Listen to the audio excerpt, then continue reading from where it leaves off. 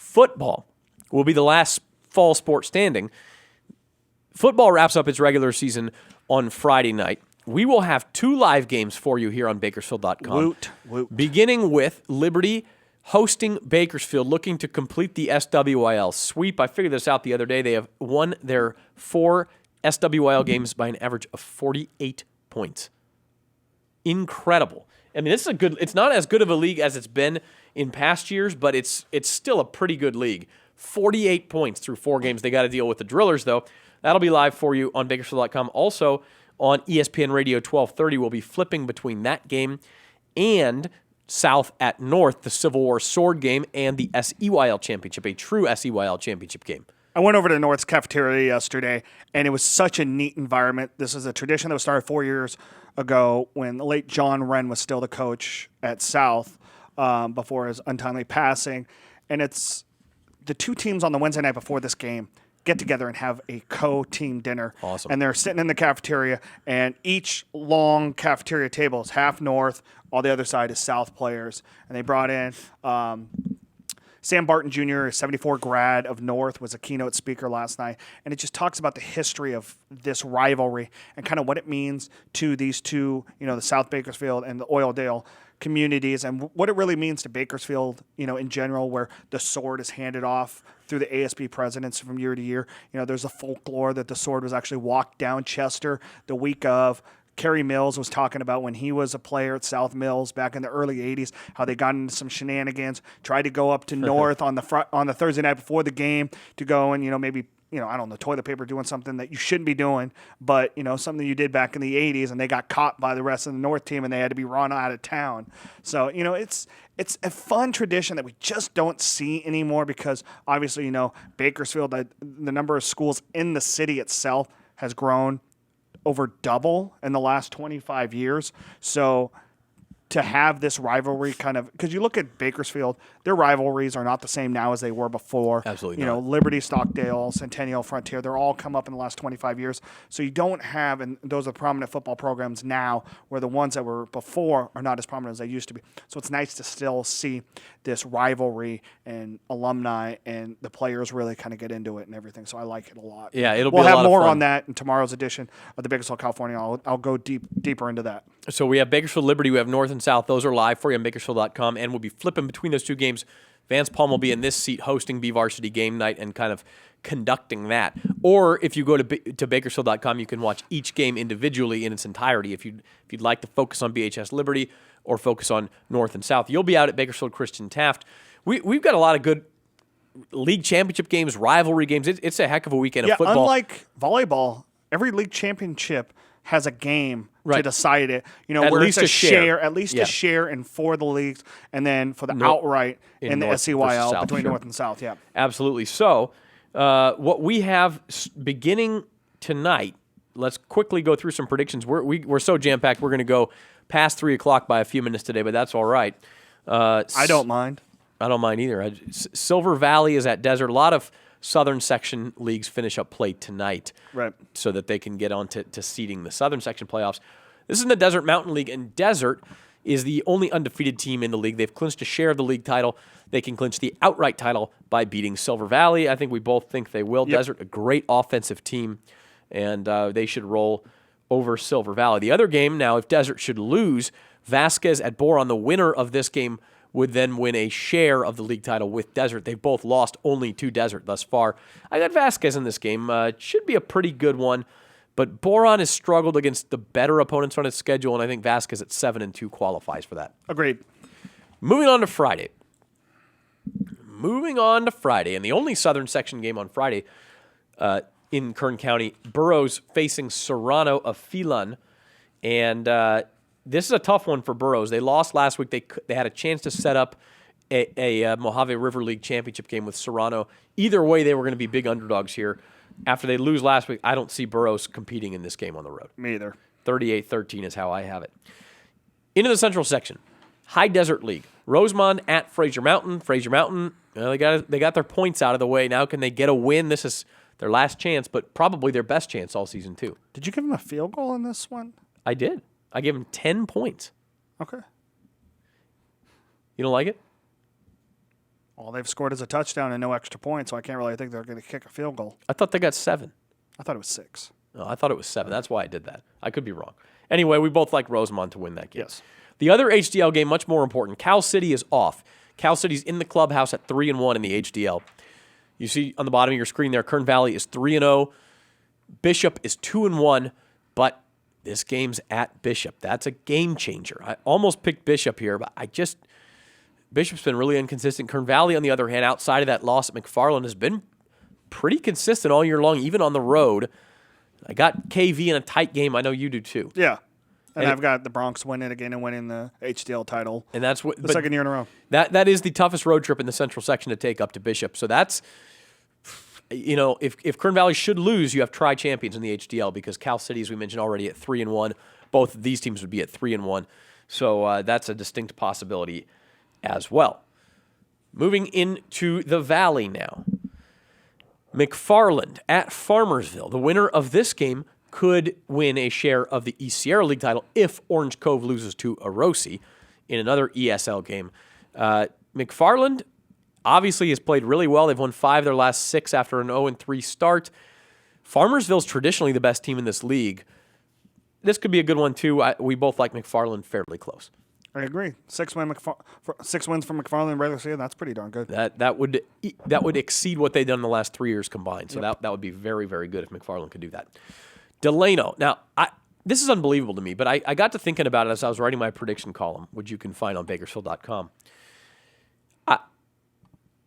I couldn't remember the last time DELANO won an East Yosemite League game. And I thought, man, they haven't won one this year. I'm pretty sure they didn't win one last year. Went to look, they didn't win one in 2013 either. And in 2012, they won their first one and then lost the last 4. So DELANO, a pretty proud program, is riding an 18-game league losing streak into this game. That is really hard to swallow, especially when you look at Chavez and Kennedy. They're kind of new kids on the block in DELANO having such success. So they got to figure something out at DELANO. They got a chance here. Talent's going east and west in town. Yeah, Mission Oak has been has not had the season that it thought it would, or the season it's had the past couple of years, but it's hard to pick DELANO at this point. Yeah, and I've fallen prey to that a couple times this season, but I see Mission Oak winning this one pretty handedly. So we have the Mission Oak Hawks coming into DELANO and winning there to end really what's been a miserable season for DELANO. Okay, South Sequoia League, we'll get sort of the undercard games in the South Sequoia League out of the way, although one of these, which you'll see in a minute, is not an undercard game to anybody who's playing in it. Chavez at Arvin. Chavez is going to be doing a little bit of scoreboard watching, Trevor, because we think they should handle Arvin here. They need Taft to beat Bakersfield Christian. Yeah. If Taft beats Bakersfield Christian at home and Chavez takes care of Arvin, you have tri-champions in the SSL. Correct. And Chavez at that point would probably be in really good position for the number 1 seed in Division 4. If they were to win this game, but Bakersfield Christian wins the outright SSL title, maybe coaches' rankings change, and maybe Madera South or a Chowchilla gets a number 1 seed in D4, and Chavez settles for number 2. Yeah, that's a really good Madera South team, and I know they're probably going to end up 5-5 to end the season. They played in a much tougher league than any other. Do they play Madera tomorrow night? I believe so. Yes. Yeah, so that's not a gimme game for them either. But Chavez, that's a good team, and I don't. Maybe it's one of those things where if they're not the 1 seed, they're the 2 seed, but that's still a really good football team. Yeah, I agree, and I think we both think Chavez will take care of Arvin. More important for the Titans as far as the league title is, can they get the help they need from Taft to make it a tri-championship? Wasco at Shafter. The records aren't good, but you know what? Throw the records out. It's the old cliche. This is the best rivalry in Kern County. It might be the best rivalry in the Central Section. They've been playing for almost 100 years now, every year. And similar to what you were talking about with North and South, they have a breakfast at one school. Yep. They go to a pep rally at the other school. Both schools have assemblies where they sort of roast the other school, the other team. It's a lot of fun. Shafter has not won a game in this series since 2006. Russell Prado started as coach at Wasco in 2007. He's never lost to the Generals. Could this be the year? Yeah. Yeah. Would you like to expand on that at all? Or? I just don't know what Wasco's doing. I just don't think they have the playmakers that they've had before. They don't have the road graders on the offensive line that they've had before. And I just don't think that they have the numbers to compete. And I think that, Ricky Ishida's kind of doing some things. They were dealing with some number issues at the beginning of the season, but I think he's learned how to coach these guys up. And I think the Generals have the edge, especially at home tonight. And tomorrow night. Tomorrow night. Sorry. And is it not Friday yet?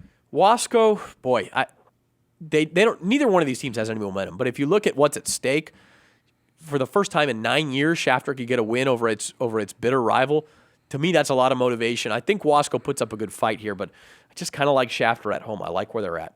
Right. Okay, into the SEYL, the undercard game there is Foothill at Highland. This is an undercard game, but both teams now have announced Foothill in D4, Highland in D3. They will only enter the playoffs if they win this game. So this is an elimination game for these two teams. Foothill in the playoffs, that'd be quite a story if the Trojans could make it. Oh, yeah. After losing 21 in a row, only breaking that losing streak midway through this season, if they can beat Highland, they will be a playoff team in D4.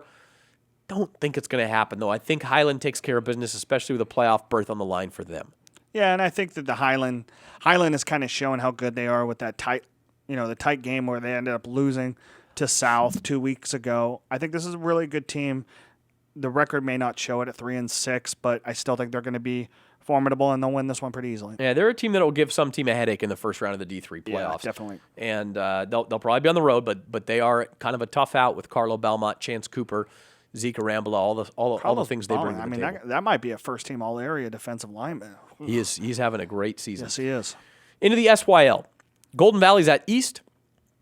Both teams winless in the SYL. Kind of shocking that Golden Valley has not won an SYL game yet. Yeah, completely. I thought, offensively they had some things going. I know they got a couple really good players on the defensive side of the ball, but it just hasn't happened for them in the league. And, East, here's a team like Tehachapi that's only going to have 9 games this season. Tehachapi obviously will move on to the playoffs, but East, they're going to finish with 9 games this season. That's a bummer for those guys. And I think it's been a rough road for them, and I don't think that it's going to get any better Friday night.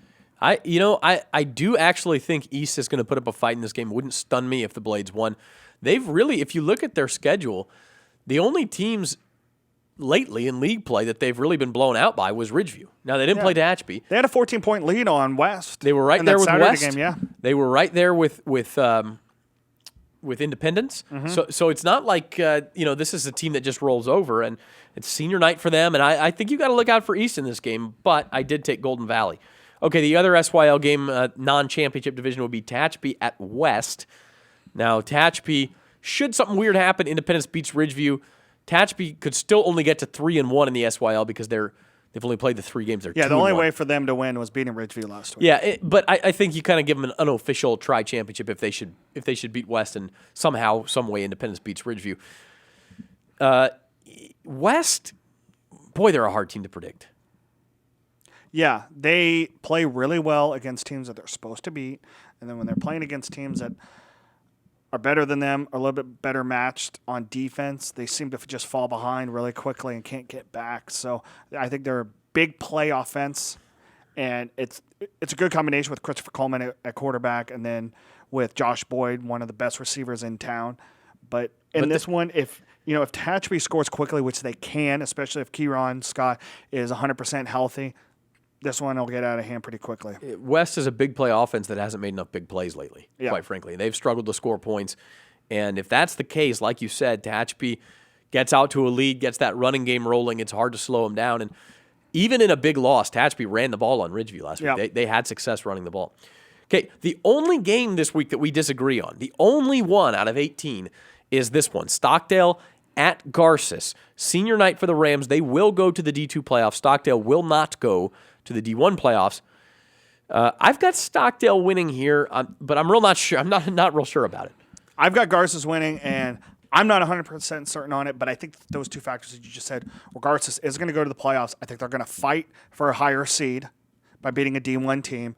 And then Stockdale already saying that they're not going to go to the playoffs. I don't know if maybe they don't play up for this one. I hope not. I hope that's not the case. I hope this is a tight game. But I like what the Rams are doing with Joseph Tobias at quarterback, Connor Bruce. That guy moving out of the quarterback position, he's a phenomenal playmaker, and it's been fun to watch. And Scott Boylan is a big-time playmaker. They got a great running back in Isaiah Martin. I think the Rams pull this off. I think there's a lot of star power on the field with Elisha Ortiz on the other side for Stockdale. Yeah. It's going to be interesting, and you're right, Garces has more to play for. There's no doubt about it. Yep. If they could add another Division I victory to their belt, maybe they avoid. Now, it looks like there's going to be 9 or 10 teams in Division II in the playoffs. There's 8 that have already said they're in for sure.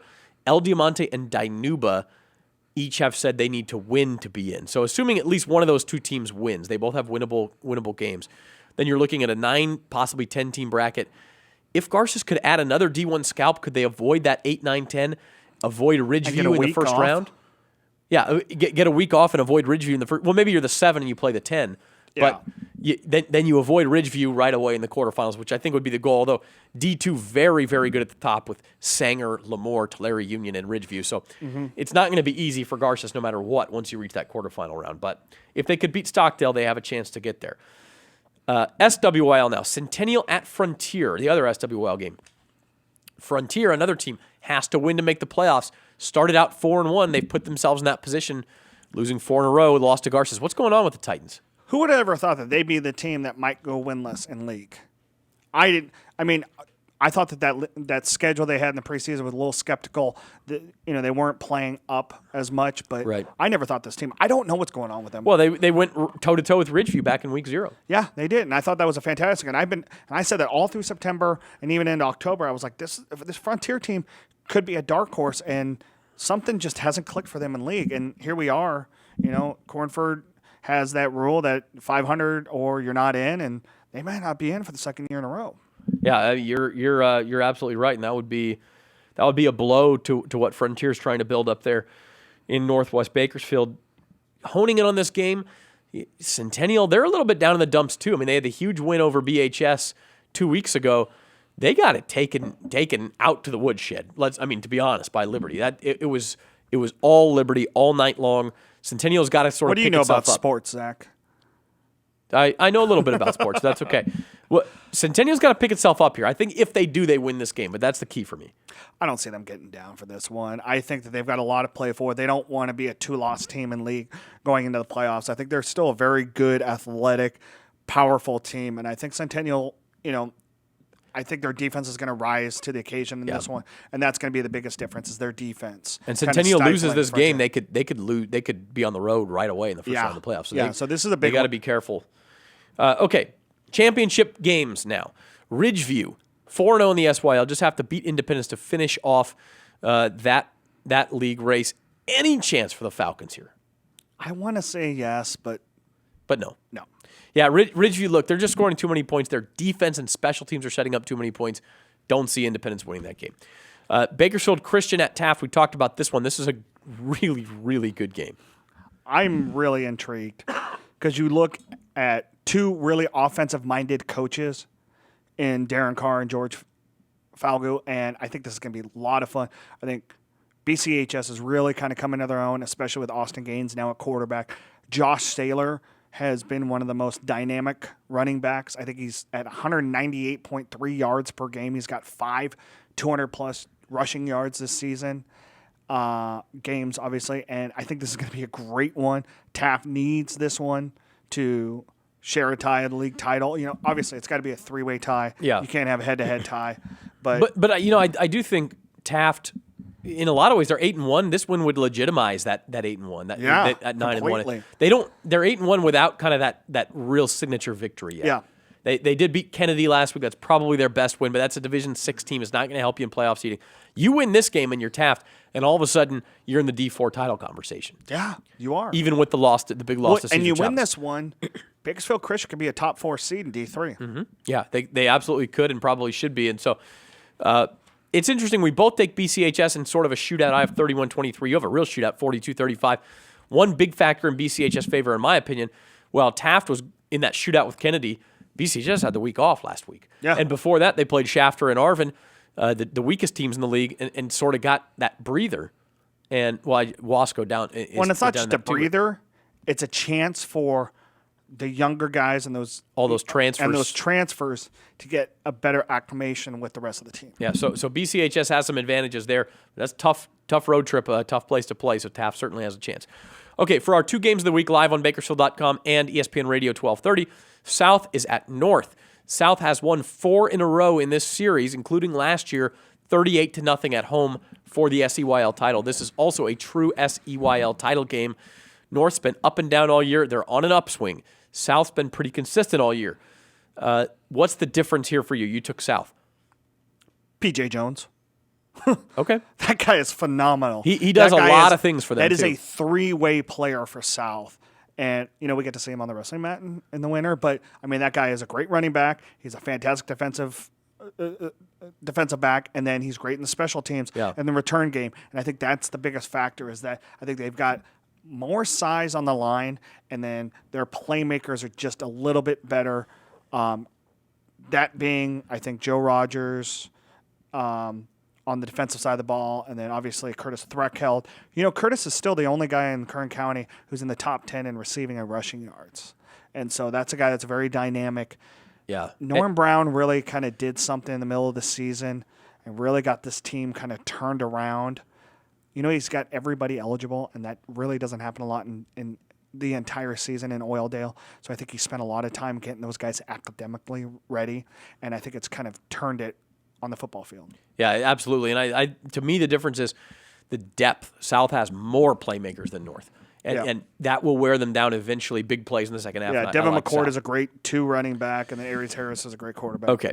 Now, finally, Bakersfield at Liberty. Liberty looking for that number 1 seed in Division I. It's really an interesting discussion between them and Clovis and Bullard. And Bullard has Edison this week, and Clovis has Clovis West. So they've got tough games. Liberty, look, it's Bakersfield. It's always going to be tough. I don't care how down BHS is this year. It's a rivalry game. BHS has said it from the beginning of the summer that they want revenge for what Liberty did to them in the playoffs last year and at the end of the regular season at Griffith Field last year with a comeback victory. Liberty, you cannot come up with a word to describe how well they're playing right now, though. Offense, defense, special teams, they are just... Even Cole Beatty couldn't do anything against them last week. He got a couple of nice returns, but they weren't touchdowns, even when Liberty was giving him a chance to return. They're doing everything well. The Drillers are a different sort of test. To me, Trevor, BHS kind of hangs in there, throws a couple of haymakers, and makes the Liberty faithful worry a little bit, but Liberty playing too strong. I got 35-17, a reasonably close game compared to what Liberty's been playing. I think it comes down to defense. I think Liberty is going to blitz as much as possible and get in the backfield before any of those triple options or anything happens. And I think that's going to disrupt the Drillers' offense, and I think that's going to be the biggest key. And then Jordan Love, I think I talked about it in Sunday's paper. This guy's averaging over 15 yards per passing attempt. Which is absolutely incredible. 900 yards in 4 games, 11 touchdowns, 1 interception. He is playing like a college-level quarterback right now. Having said that, BHS probably the best secondary he has seen since probably Ridgeview anyway, and he didn't play against Ridgeview, so probably Mission Viejo. On the other side, Bakersfield has a deep threat in Jaquel Tomlin, and they will try to go to him. So that's going to be the key. Can BHS limit the big plays in Liberty's passing game and get a few of their own in their passing game? If they do that, they've got a chance. But I do think Liberty is deservedly a big favorite. I think Quincy Jounty gets at least 25 to 30 touches. And that's the difference to me is the passing plays, Bakersfield needs those to go in their favor because I think the running game goes in Liberty's favor. I think for sure Liberty is the better team, both running the ball and defending the run right now. Agreed. So that's where we're at. That's tomorrow night. Bakersfield at Liberty, also South at North are live on Bakersfield.com and ESPN Radio 1230. And 98.1 on your FM radio dial. 96.1. 96.1. The new 96.1. Okay, we're done here. We had golfers in. We had Stockdale tennis players in. Our thanks to all of those ladies and Coach Hillstead for coming in. John Farron and Chris McCullough are our producers. Thank you very much as always. Trevor Horn, I'm Zach Ewing. This has been BVarsity Live.